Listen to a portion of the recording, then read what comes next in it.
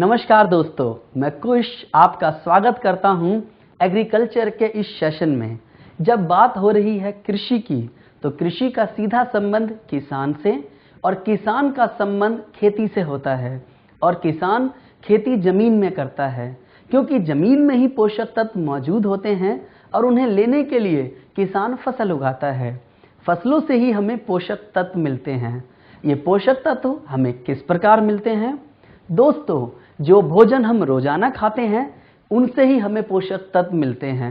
जैसे कि हम खाने में रोजाना चावल, दाल, रोटी, सब्जी, फल आदि खाते हैं, तो उनमें समाये पोषक तत्व हमारा शरीर ग्रहण कर लेता है, क्योंकि प्रकृति ने पौधों को ही ताकत और शक्ति दी है कि वो जमीन से उन सारे पोषक तत्वों को सोख सकता है। हम जमीन से लगातार पौधों के माध्यम से पोषक तत्व खींच रहे हैं। हम सभी जानते हैं कि हमें ज़्यादा समय तक जीवन जीने के लिए या अपने शरीर को स्वस्थ रखने के लिए भोजन की आवश्यकता होती है, और उस भोजन से ही हमें पोषक तत्व प्राप्त होते हैं। ये सभी पोषक तत्व मिट्टी के अंदर मौजूद हैं। इसीलिए किसान खेती करता है ताकि हम सभी लोगों का पेट भर सके, और पेट भरने का मतलब हमें ऐसा खाना मिले जिसके अंदर पोषक तत्वों की मात्रा ज़्यादा हो। अगर हमें पोषक तत्व ज़्यादा मिलेंगे तो हम ताकतवर बनेंगे, स्वस्थ रहेंगे और हमें कोई बीमारी नहीं होगी, यानी कि बिना किसी रोग के स्वस्थ जीवन जिएंगे। तो दोस्तों, इसी एग्रीकल्चर सेशन को आगे बढ़ाते हुए मैं आपको अपने भारत देश की कृषि के बारे में बताता हूँ। भारत एक कृषि प्रधान देश है। हमारे देश की 2/3 जनसंख्या यानी कि 70% से ज़्यादा की जनसंख्या सीधे तौर पर किसान परिवार से जुड़ी हुई है। अगर हम अपने भोजन की बात करें तो आज हमारे खाने की थाली में चावल, दाल, सब्जियां आसानी से मिल जाती हैं। हमें ये जानना बहुत ज़रूरी है कि क्या हम शुरुआत से ऐसे ही थे, यानी कि हमारी कृषि का विकास कैसे हुआ। तो उसे जानने के लिए थोड़ा सा हमें पीछे जाना होगा और अपने कृषि के इतिहास को जानना होगा। हमारी कृषि का विकास कहाँ से शुरू हुआ? हम सभी जानते हैं, हमारा देश 1947 में आज़ाद हुआ। हमारे देश के प्रथम प्रधानमंत्री पंडित जवाहरलाल नेहरू थे। पंडित जवाहरलाल नेहरू ने जैसे ही देश का कार्यभार संभाला, और संभालते ही हमारे देश के सामने एक समस्या आ गई। समस्या थी, हमारे देश की जनसंख्या बहुत तेजी के साथ बढ़ रही थी और हमारी खेती से उतनी पैदावार नहीं हो रही थी। पैदावार क्यों नहीं हो रही थी? क्या पहले जमीन कम थी? बिल्कुल नहीं, जमीन तो पहले ज़्यादा थी। फिर हम ज़्यादा अनाज पैदा क्यों नहीं कर पाते थे? उसका कारण था खेती करने का तरीका। जिस तरीके से हम खेती करते थे, आज उस तरीके के बारे में हम बात करेंगे। उस पुराने समय की खेती को हम बौरानी खेती कहते थे।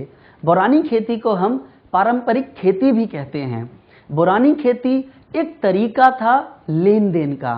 अगर मैं बात करूं बिजनेस की, तो आप ग्लेस से क्या लेते हैं? प्रोडक्ट्स। आप प्रोडक्ट्स लेते हैं और आपको उसके बदले पैसे देने होते हैं।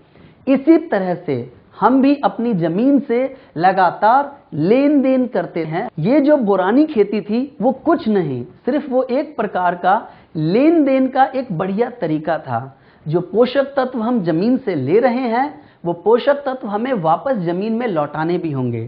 पहले के समय में किसान अपनी जमीन को 2 भागों में बांट देता था। वो ऐसा लेन और देन को बराबर रखने के लिए करता था। वो जमीन के एक भाग में फसल उगाता था और दूसरे भाग को खाली छोड़ देता था, और उस दूसरे भाग में गोबर, राख, सड़ी गली पत्तियां और घर से निकली हुई वेस्ट चीजें होती थी, उसे उस भाग में डालता था। अब यहाँ पर लेन देन कैसे चल रहा है? यहाँ पर लेन देन पौधों की जड़ों के द्वारा चल रहा है।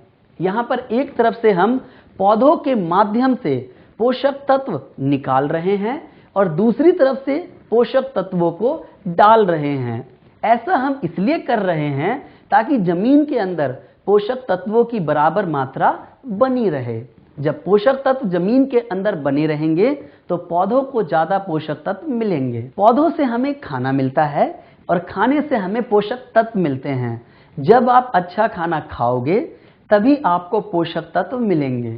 तो इस चीज को बरकरार रखने के लिए किसान क्या करता था? लेन और देन करता था।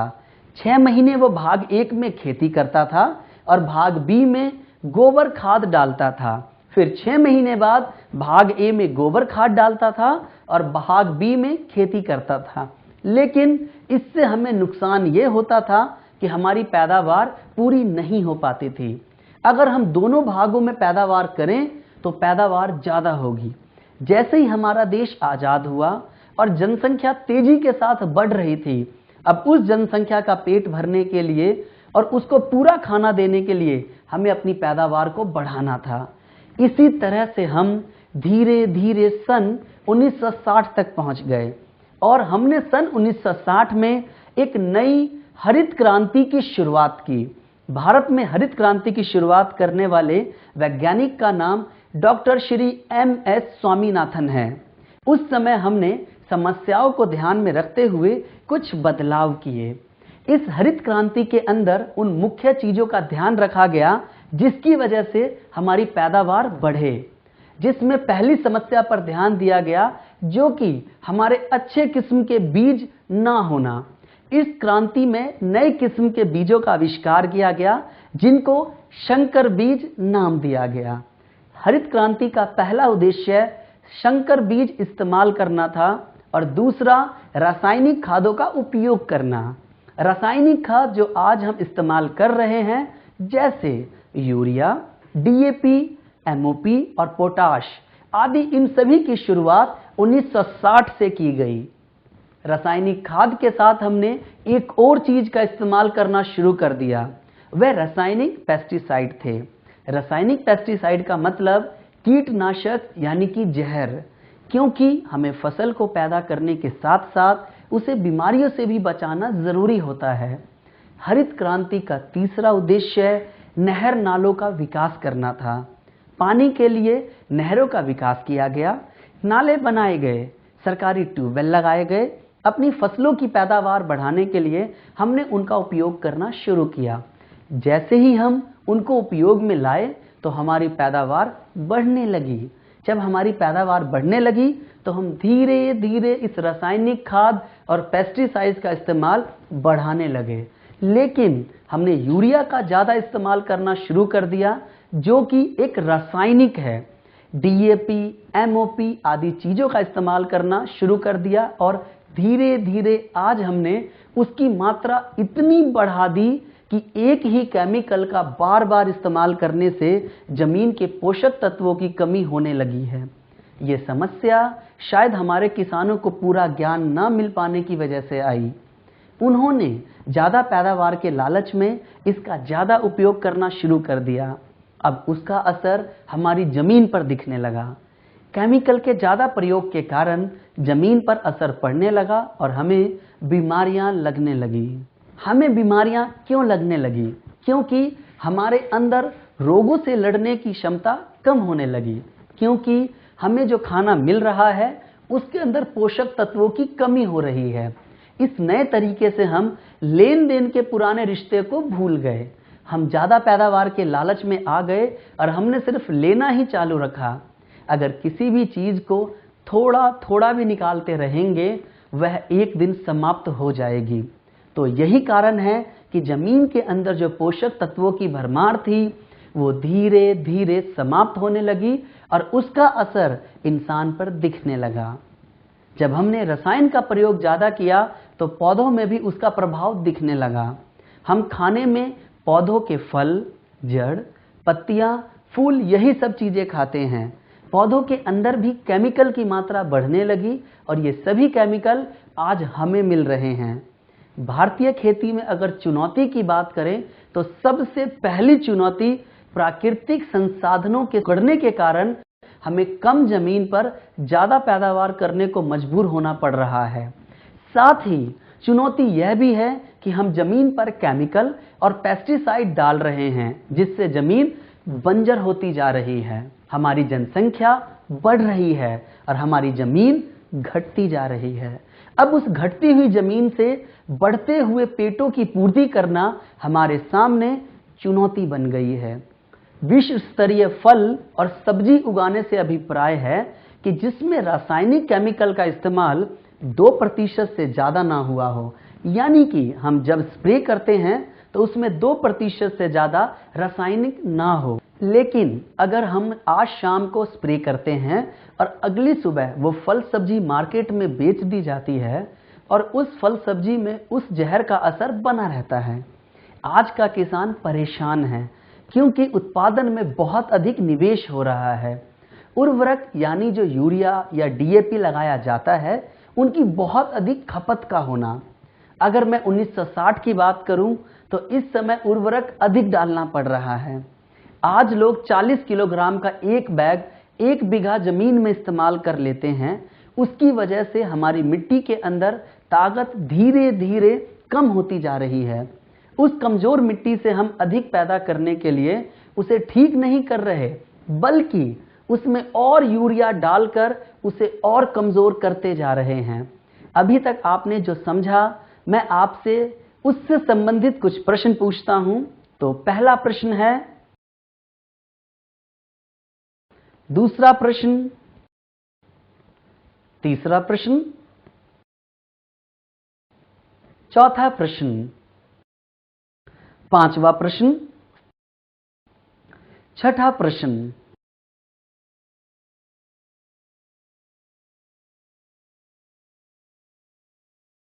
किसान की अगली परेशानी है फसलों में रोगों का ज्यादा होना।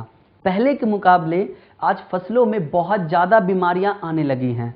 उदाहरण के लिए कपास यानी कि रुई के अंदर इतना कीड़ा लगने लगा है, किसान उसको रोकने के लिए केमिकल इस्तेमाल करते हैं। एक बार केमिकल डालते हैं, 2 बार केमिकल डालते हैं, 3 बार केमिकल डालते हैं और वही केमिकल उन कीड़ों पर असर नहीं कर रहा है। अब इस समस्या का हल कहां से मिलेगा? कैसे उस फसल को कीड़ों से बचाया जा सके? क्या लगातार केमिकल की मात्रा को बढ़ाते रहना चाहिए?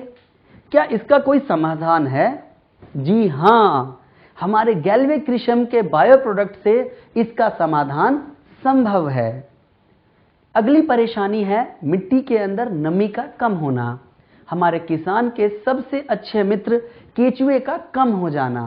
केचुआ मिट्टी को ऊपर नीचे यानी कि भुरभुरा बनाता है। ये मिट्टी के अंदर नली बना देता है।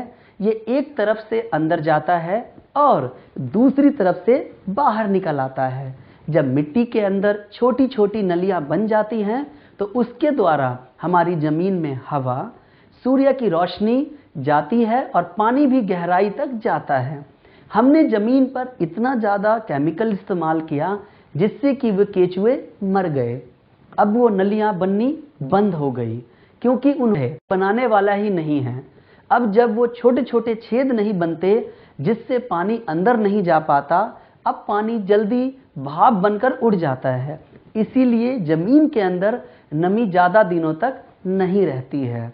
इसीलिए किसान को बार बार जमीन में पानी देना पड़ता है। अब 50 साल बाद हमारी समझ में आया, अगर हम इसी तरीके से खेती करते रहे तो आने वाले समय में हमारी जमीनें बंजर होंगी जिसमें हम पैदावार नहीं कर सकेंगे। तो क्या इसको सुधारा जा सकता है? जी हां, सुधारा जा सकता है गैल्वे कृषम के बायो प्रोडक्ट से। मृदा की स्वास्थ्य गुणवत्ता का कम होना किसानों की अगली परेशानी है। स्वस्थ मिट्टी का पीएच मान 6.5 से 7 के बीच में होता है। ऐसे मिट्टी को हम उदासीन मिट्टी कहते हैं। आज हमारी मिट्टी का पीएच मान या तो 6.5 से नीचे जा रहा है या फिर 7 से ऊपर जा रहा है। अगर ये नीचे जाएगा तो मिट्टी अम्लीय हो जाएगी और अगर इससे ऊपर जाएगा तो क्षारीय मिट्टी हो जाएगी। दोनों ही रूप में ऐसी मिट्टी को हम बंजर मिट्टी कहते हैं। ये ज्यादा मात्रा में रासायनिक उर्वरक, पेस्टिसाइड डालने से हो रहा है। उदाहरण, आप लोग सब्जी बनाते हैं, सब्जी में नमक डालते हैं। अगर वो नमक ज्यादा हो जाए तो क्या होगा? सब्जी बेस्वाद हो जाएगी। और अगर उस सब्जी में नमक कम हो जाए तो क्या होगा? तब भी सब्जी बेस्वाद हो जाएगी। इसी प्रकार मिट्टी का भी पीएच मान सामान्य रहना जरूरी होता है। अगर मिट्टी का पीएच मान सही रहेगा और केमिकल की मात्रा कम रहेगी, तो उसके साथ साथ लाखों करोड़ों मित्र जीवाणु थे जो कि किसान के लिए मुफ्त में काम करते रहते थे, लेकिन आज वो काम नहीं करते हैं, जिनका काम सिर्फ मिट्टी को उपजाऊ बनाना, मिट्टी को नम बनाना और मिट्टी की प्राकृतिक क्रियाओं को चलाते रहना था। लेकिन हमने उन्हें केमिकल डालकर नष्ट कर दिया। अगर हम मिट्टी को वो पुरानी ताकत फिर से देना चाहते हैं तो हमें उनको फिर से मिट्टी में वापस लेकर आना होगा। तो क्या उनको वापस अपनी मिट्टी में लाना संभव है? बिल्कुल संभव है, गैल्वे कृषि के बायो प्रोडक्ट्स के साथ। आगे हम केमिकल के बुरे प्रभावों के बारे में बात करते हैं। गेहूं की फसल की बात करें तो अगर किसान स्प्रे कर रहा है तो उसे पौधों में सबसे ज्यादा गेहूं के दाने चाहिए। वो सबसे ज्यादा स्प्रे गेहूं के दाने पर करेगा और इंसान ही उस गेहूं को खाने में सबसे ज्यादा इस्तेमाल करते हैं और सबसे ज्यादा जहर इंसान के अंदर जाएगा। उस फसल से जो भूसा तैयार होता है, उस भूसे का इस्तेमाल जानवरों को चारा खिलाने में किया जाता है। हमें पालतू जानवरों से दूध मिलता है और उस दूध में तो केमिकल है, क्योंकि हमने ही केमिकल मिले भूसे को जानवरों को खिलाया है।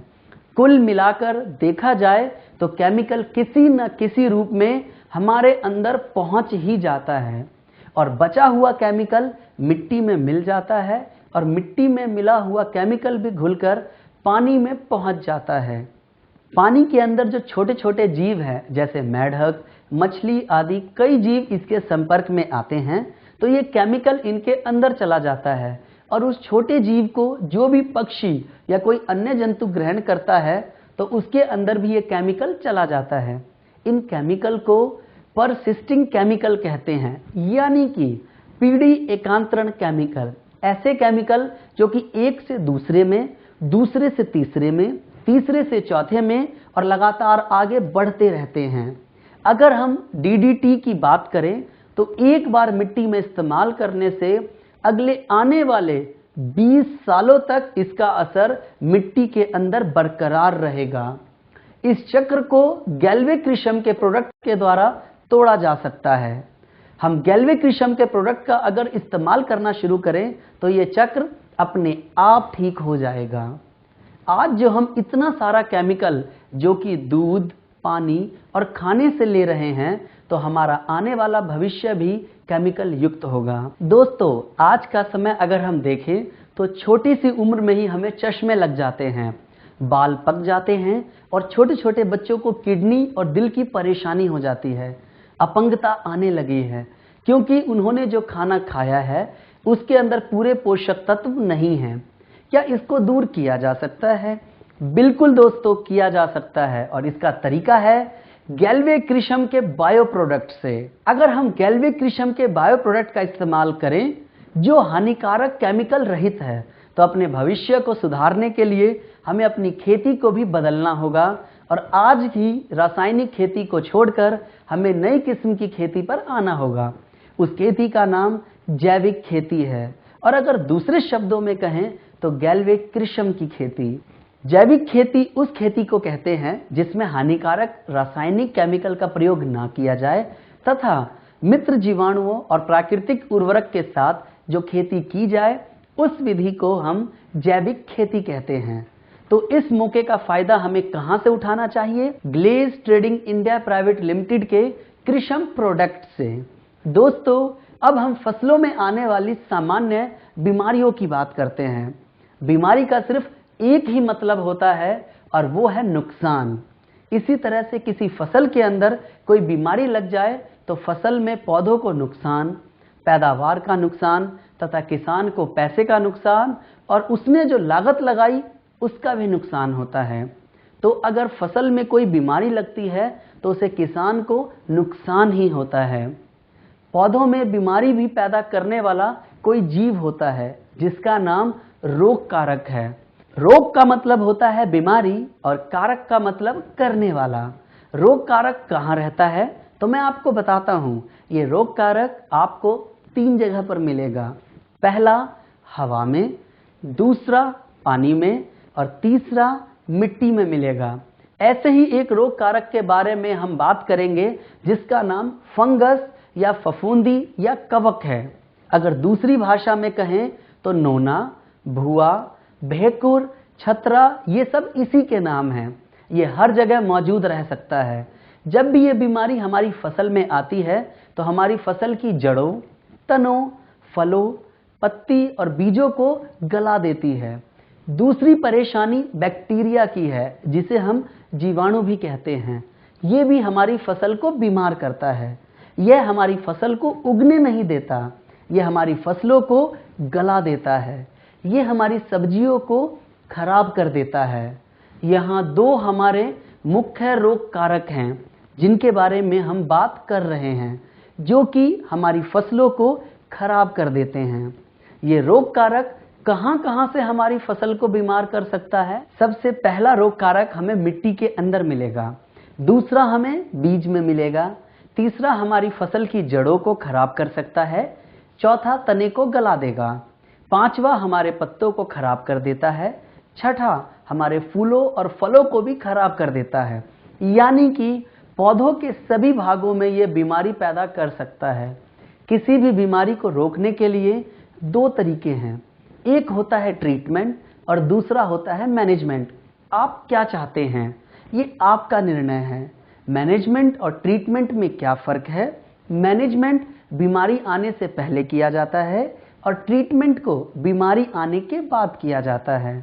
अगर हम मैनेजमेंट बीमारी आने से पहले करेंगे तो हमारी फसल को नुकसान नहीं झेलना पड़ेगा। अगर हम ट्रीटमेंट बीमारी आने के बाद करेंगे तब तक हमारी फसल में नुकसान हो जाएगा। तो मैनेजमेंट पहले ही करना पड़ेगा। इसीलिए जब भी आप किसी किसान के पास जाएं और उसकी फसल में कोई बीमारी नहीं लगी है, तब भी आप उसे अपने कृषम के बायो प्रोडक्ट इस्तेमाल करा सकते हैं। अब हम गैल्विक कृषम के बेहतरीन बायो प्रोडक्ट के बारे में जानेंगे। अगर हम इन गैल्विक कृषम के बायो प्रोडक्ट्स को इस्तेमाल करें तो हमारी फसल को क्या क्या फायदे होंगे? गैल्विक कृषम के बायो प्रोडक्ट्स पर्यावरण के अनुकूल हैं। गैल्विक कृषम प्रोडक्ट का इस्तेमाल अपनी जमीन या फसल में करते हैं तो इनका किसी पक्षी, जानवर या अन्य किसी जीव पर बुरा प्रभाव नहीं पड़ता। दूसरा फायदा कम लागत का है। हमारे प्रोडक्ट्स फसल से ज़्यादा मिट्टी पर काम करते हैं। जैसे कि उदाहरण के लिए, अगर एक माँ स्वस्थ होती है तो बच्चा भी स्वस्थ होता है। इसी तरह हमारी मिट्टी अगर स्वस्थ होगी तो हमारी फसल भी बेहतर होगी। गैल्विक कृषम के बायो प्रोडक्ट्स को आप सभी फसलों में उपयोग कर सकते हैं, सिर्फ मशरूम को छोड़कर। हमारे प्रोडक्ट का लंबा और स्थायी परिणाम होता है, यानी कि हम अपने प्रोडक्ट्स को जब भी अपनी फसल में इस्तेमाल करते हैं तो उसका रिजल्ट घटता नहीं बल्कि धीरे धीरे बढ़ता है, क्योंकि ये जो छोटे छोटे जीव हैं जो हमारे प्रोडक्ट में मौजूद हैं वो धीरे धीरे करके अपनी संख्या को बढ़ाते हैं। जब हम अपने गैल्विक कृषम के बायो प्रोडक्ट्स को जमीन में इस्तेमाल करते हैं तो हमारे इन प्रोडक्ट्स के अंदर मौजूद जीव अपनी संख्या को 3 से 5 दिनों के अंदर 2 गुना कर लेते हैं, आगे उसको 4 गुना, फिर 8 गुना कर लेते हैं।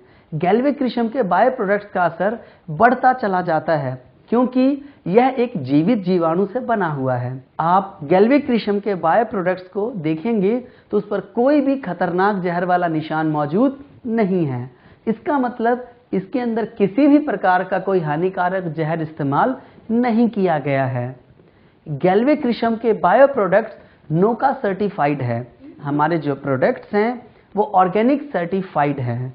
गैल्विक कृषम के जो बायो प्रोडक्ट्स हैं वो सालों साल तक प्रभावी हैं।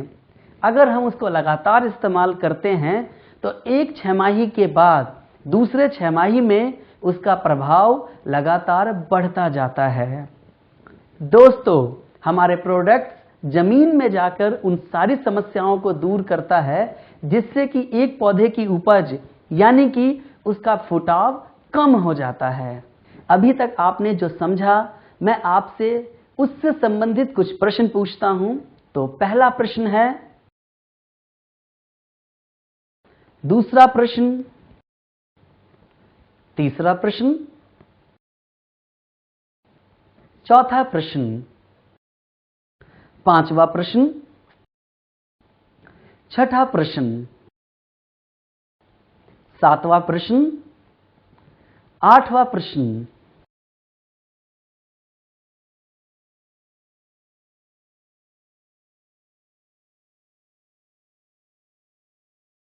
गैल्वेक्रिशम का पहला प्रोडक्ट जी डर्मा प्लस एक्सट्रीम कंट्रोल है। ये एक बेहतरीन प्रोडक्ट है जो कि 1 लीटर की बोतल में मौजूद है और यह फफूंदी की बीमारी को रोकने में सहायक है। जी डर्मा प्लस खुद भी एक शक्तिशाली फफूंदी से बना हुआ है। जी डर्मा प्लस यानी कि ट्राइकोडर्मा के फायदे के बारे में बात करें, हमारा ट्राइकोडर्मा एक प्रबल परजीवी है और एक शक्तिशाली फफूंदी है जो कि दूसरी फफूंदी जो बीमारी पैदा करती है उसका नाश करने में सहायक है। ये कई तरह के रोगों की रोकथाम करने में सहायक है, जैसे कि जड़ का रोग, बीज का रोग, मिट्टी जनित रोग, पत्ते का रोग, फलों का रोग, इन सभी की रोकथाम में यह सहायक है। जी डर्मा प्लस मिट्टी की उर्वरकता को बढ़ाता है, मिट्टी के पीएच स्तर को सामान्य रखने में मदद करता है। तो इस बेहतरीन प्रोडक्ट को कैसे इस्तेमाल किया जाता है उसके बारे में बात करेंगे। दोस्तों, इसकी उपचार विधि बहुत ही आसान और सरल है। मैं आपको सबसे पहले बीज पौध के उपचार के बारे में बताता हूँ। 10 मिलीलीटर जी डर्मा प्लस लेकर 1 लीटर पानी में घोलकर 1 किलोग्राम बीज को उसमें भिगो दें तथा उसे 30 मिनट तक भिगो कर रखें। इसके बाद उन बीजों को उसमें से निकाल लें और उसके बाद उसको छाया में सुखाएंगे। सुखाने के बाद अपनी जमीन में उसकी बुआई कर देंगे। बीज का आकार गेहूं या गेहूं से छोटा है तो हम पानी का इस्तेमाल नहीं करेंगे। मिर्च, प्याज, जीरा, गेहूं के बीज जैसे बीजों के अंदर हम पानी का इस्तेमाल नहीं करेंगे। उसके लिए सीधा हम 10 मिलीलीटर जी डर्मा प्लस लेंगे, 1 किलो बीज लेंगे और उसे मिला करके 30 मिनट तक रखेंगे। फिर उसको छाया में सुखाएंगे। छोटे छोटे टुकड़े जैसे गुलाब की टहनियाँ, गन्ने के टुकड़े, आम की टहनियों को हम कलम कहते हैं। चलिए दोस्तों, अब हम कलम सेट उपचार के बारे में बात करेंगे। इसके लिए 125 से 250 ml जी डर्मा प्लस लेंगे और 60 लीटर से 80 लीटर तक पानी लेंगे। उसको उसमें घोल लेंगे। उसके बाद 2 कुंतल गन्ने का बीज लेंगे, उसको 30 मिनट तक भिगो कर रखेंगे और भिगोने के बाद उसकी बुआई कर देंगे। उस घोल में से गन्ने को निकालने के बाद जो पानी बचेगा उसको ले जाकर उस गन्ने के खेत में छिड़काव कर देंगे। कलम सेट उपचार में जी डर्मा प्लस और पानी का घोल बनाने के लिए हम अपनी जमीन में ऐसा कोई कोना देखेंगे या पानी की जो नालियां होती हैं उस नाली में एक बांध लगाएंगे और फिर ठीक 1 मीटर के बाद दूसरा बांध लगाएंगे और उसमें 60 से 80 लीटर पानी को इकट्ठा कर देंगे। मिट्टी उपचार के लिए 100 ml जी डर्मा लेंगे और 10 किलोग्राम गोबर की खाद में मिलाएंगे। अगर आपके पास गोबर की खाद नहीं तो आप भुरभुरी मिट्टी इस्तेमाल में लाएंगे, यानी कि हल्की सूखी और हल्की गीली। अगर आपके पास मिट्टी भी नहीं तो आप राख का इस्तेमाल करें और आप चाहें तो वर्मी कंपोस्ट यानी केचुए की खाद में भी मिला सकते हैं और पौधों की जड़ों में बुरकाव करें। 1 लीटर की बोतल को आप 1 एकड़ में इस्तेमाल करेंगे। आपकी फसल बड़ी हो गई हो तो सीधा जड़ों में भी डाल सकते हैं। नोट करिए कि गोबर की खाद 1 साल पुरानी होनी चाहिए। अब मैं आपको बताता हूं स्प्रे करने की विधि। 5 मिलीलीटर से लेकर 7 मिलीलीटर तक, जो कि 5 मिलीलीटर से कम ना हो और 7 मिलीलीटर से ज्यादा ना हो, उसको 1 लीटर पानी के हिसाब से मिलाएंगे। दूसरी विधि, 150 लीटर पानी में 1 लीटर जी डर्मा को मिक्स करेंगे और 1 एकड़ में स्प्रे करेंगे। स्प्रे करने का सही समय सुबह या शाम है। तेज धूप या बरसात में कभी भी स्प्रे नहीं करना चाहिए। नारियल के पेड़ों में स्प्रे करना हो तो इसके लिए 10 से 12 मिलीलीटर जी डर्मा लेंगे और 1 लीटर पानी में इसे मिलाएंगे और उस पेड़ पर छिड़काव कर देंगे। एक बात का ध्यान रखें, एक बार बोतल को खोलने के बाद जी डर्मा प्लस को 10 दिनों के अंदर पूरी तरह से इस्तेमाल में ले लेना है। हमारे प्रोडक्ट की एक्सपायरी डेट 24 महीने तक की है। अभी तक आपने जो समझा, मैं आपसे उससे संबंधित कुछ प्रश्न पूछता हूं। तो पहला प्रश्न है, दूसरा प्रश्न, तीसरा प्रश्न,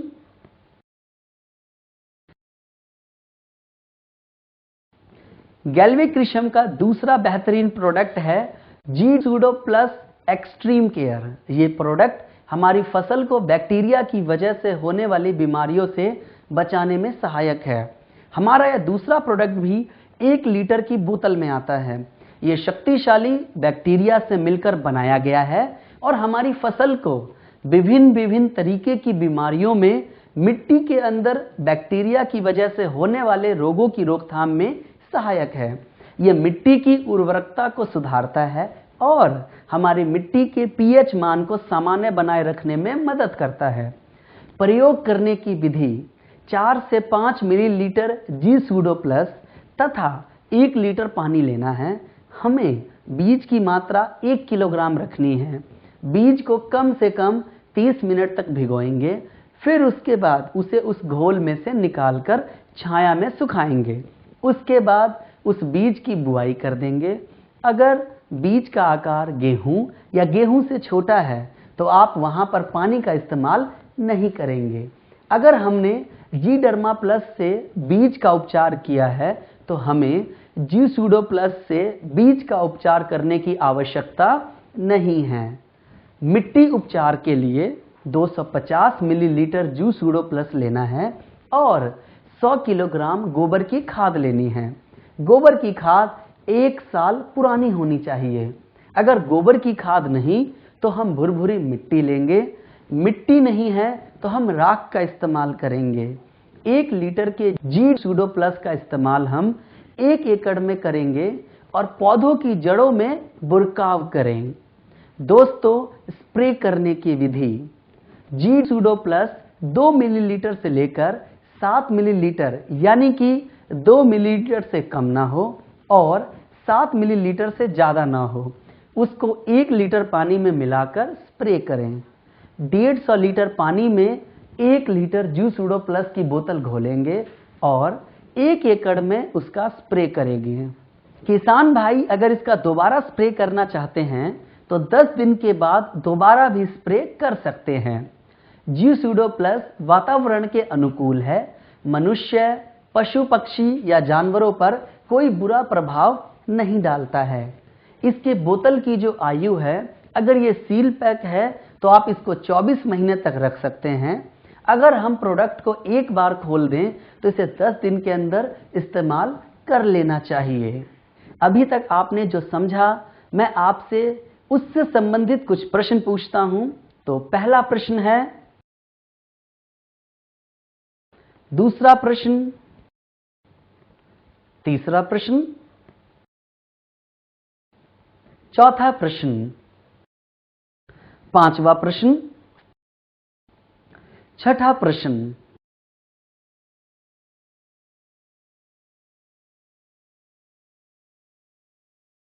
हमारा तीसरा प्रोडक्ट है जीएनपीके बायो फर्टिलाइजर। हमारा जीएनपीके 1 लीटर की बोतल में आता है। ये 3 प्रकार के जीवित जीवाणुओं से मिलकर बनाया गया है, जिनका काम पौधों या मिट्टी के अंदर जाकर लगातार नाइट्रोजन, फास्फोरस और पोटेशियम का निर्माण करना है। जीएनपीके जैव उर्वरक के तौर पर एक बेहतरीन विकल्प है। प्राकृतिक तरीके से नाइट्रोजन, फास्फोरस और पोटैश प्रदान करता है। हमारी मिट्टी में मौजूद रासायनिक उर्वरकों के प्रभाव को कम करने में भी सहायक है।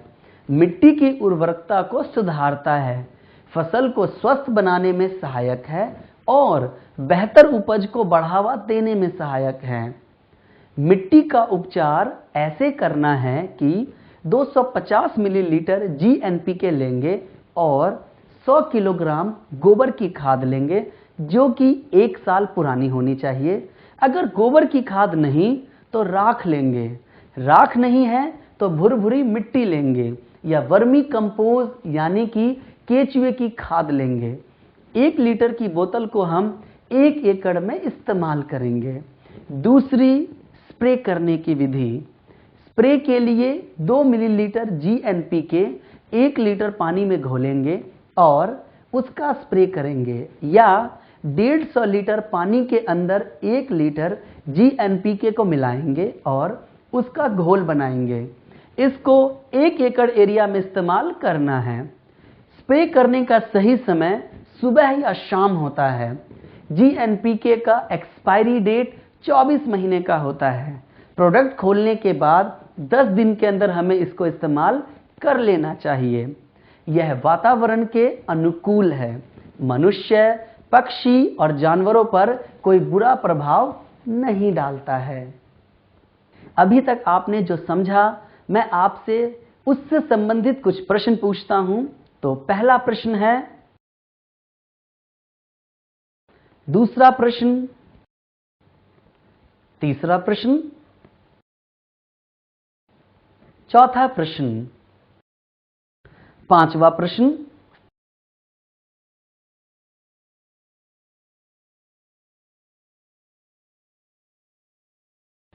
गैल्वेक्रिशम का अगला bio product GC extreme power है। यह प्रोडक्ट 10 किलोग्राम की एक बाल्टी में आता है, जो कि दानेदार प्रोडक्ट है। GC पावर, जिसमें C का मतलब समुद्र और पावर का मतलब ताकत, यानी कि एक ऐसी ताकत जो कि समुद्र से निकाली गई है। यह प्रोडक्ट पूरी तरह से बायो है।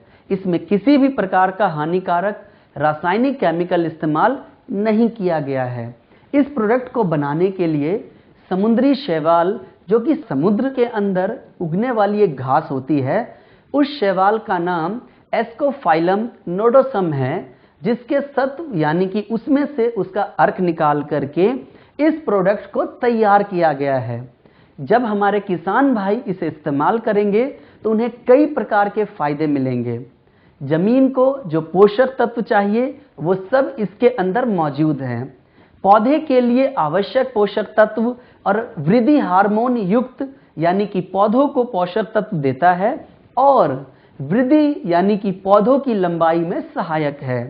पौधों की जड़ों को शक्तिशाली बनाता है और उन्हें गहराई तक लेकर जाता है, जिससे कि हमारा पौधा गिरता नहीं है। मिट्टी की धारण क्षमता को बढ़ाता है, फसल को स्वस्थ बनाने में मदद करता है और बेहतर उपज में सहायक है। 10 किलोग्राम GC पावर की एक बाल्टी को आप 1 एकड़ भूमि में सिंचाई से पहले या सिंचाई के बाद इस्तेमाल करेंगे। आप इसका इस्तेमाल सुबह, दोपहर, शाम कभी भी कर सकते हैं। साथ ही आप इसको यूरिया, DAP केमिकल के साथ भी मिलाकर इस्तेमाल कर सकते हैं।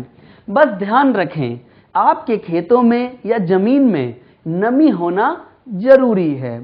आप इसको अपनी फसल में 1 बार, 2 बार, 3 बार, 4 बार तक इस्तेमाल कर सकते हैं। आप इसको 24 महीने तक इस्तेमाल कर सकते हैं। खोलने के बाद भी आप इसको आराम से इस्तेमाल कर सकते हैं। अभी तक आपने जो समझा, मैं आपसे उससे संबंधित कुछ प्रश्न पूछता हूं। तो पहला प्रश्न है, दूसरा प्रश्न, तीसरा प्रश्न, चौथा प्रश्न, पांचवा प्रश्न, छठा प्रश्न।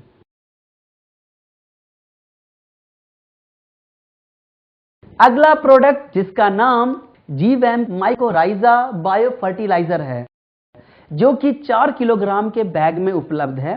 यह एक बुनियादी बायो फर्टिलाइजर के आधार पर काम करता है। यह पौधों की जड़ों में सहजीवी की तरह वास करके उनके फैलाव को बढ़ाता है, जिससे पौधों को अधिक मात्रा में मिट्टी से पोषक तत्व प्राप्त होते हैं। यह मिट्टी की संरचना को सुधारता है, प्रकाश संश्लेषण को बढ़ाता है, सूक्ष्म तथा अति सूक्ष्म पोषक तत्वों को स्थानांतरित करता है। ये दानेदार प्रोडक्ट के रूप में मौजूद है। इस सहजीवी फफूंदी का कैरियर वेंटोनाइड सॉइल या ग्रेनुअल है। अब बात करते हैं कि इसको इस्तेमाल कैसे करना है। आप इसका इस्तेमाल कपास, गेहूं, धान, गन्ना, सरसों, प्याज, सभी सब्जियों तथा बागवानी वाली फसलों में 8 से 10 किलोग्राम प्रति एकड़ के हिसाब से प्रयोग करना है। अगर आपका इसका इस्तेमाल नर्सरी के लिए करना है तो 5 से 10 ग्राम प्रति पौधा के हिसाब से इसका इस्तेमाल करें। फूलों एवं फलों की बुआई के लिए 50 से 100 ग्राम प्रति पौधे के हिसाब से प्रयोग करें। आपको इस बात का ध्यान रखना है कि इस प्रोडक्ट की मात्रा का इस्तेमाल पेड़ पौधों के आकार के हिसाब से हो। जीवैम को रासायनिक उर्वरक के साथ भी मिलाकर इस्तेमाल किया जा सकता है। प्रोडक्ट को हमें 36 महीने के अंदर इस्तेमाल कर लेना चाहिए। अभी तक आपने जो समझा, मैं आपसे उससे संबंधित कुछ प्रश्न पूछता हूं। तो पहला प्रश्न है, दूसरा प्रश्न, तीसरा प्रश्न, चौथा प्रश्न, पांचवा प्रश्न,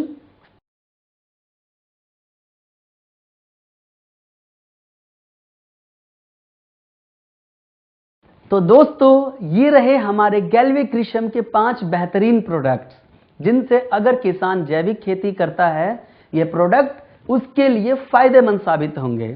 तो यहां पर दोस्तों आज का ये ट्रेनिंग सेशन खत्म होता है। धन्यवाद।